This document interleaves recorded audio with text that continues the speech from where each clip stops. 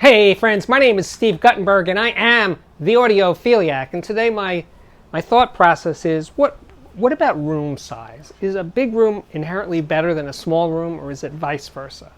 And there's big and there's big and there's small and there's small. So like in a typical New York apartment that's 11, has a living room that's maybe 11 or 12 feet by 16, 17, 18 feet. I'd say that's a sort of a small to medium size room.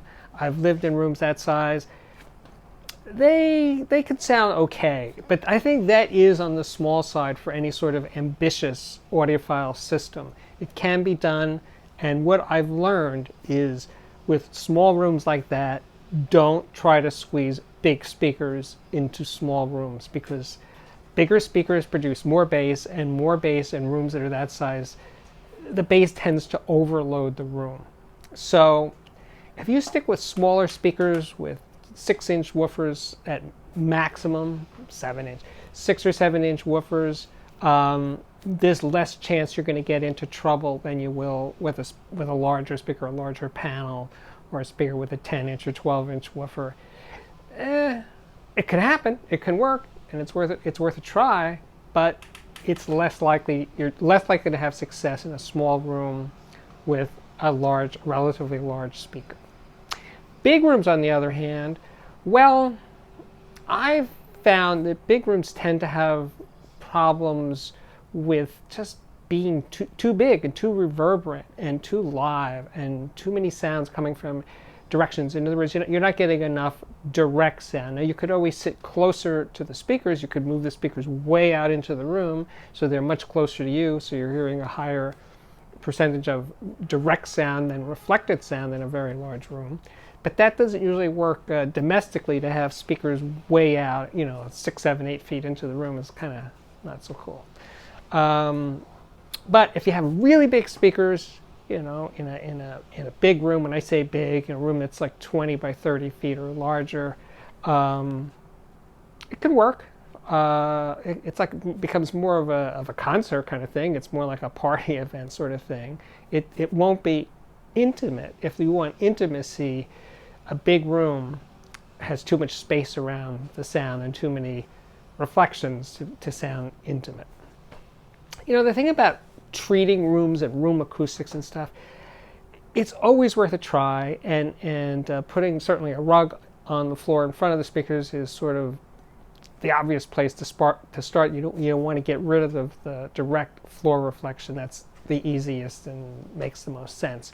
Once you get past that, it's tougher. Having more sound absorbing things in a room, like chairs and sofas and drapes and things like that, they definitely help. But my long experience in the audio biz, that experts that say they know how to treat a room and tune a room, they're throwing darts at a wall. It's hit or miss. They might make some improvements. They might make things worse.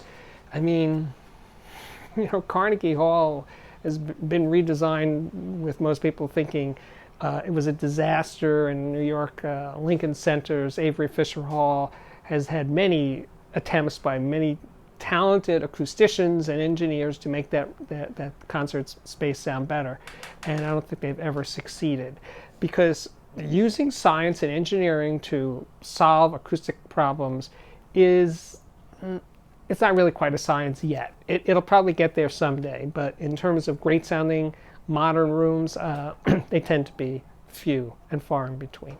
They do exist. Don't point out the 2 or 3 that you've heard that sound great. I'm sure they do. I'm just saying older concert venues tend to sound better than new concert venues. That's all.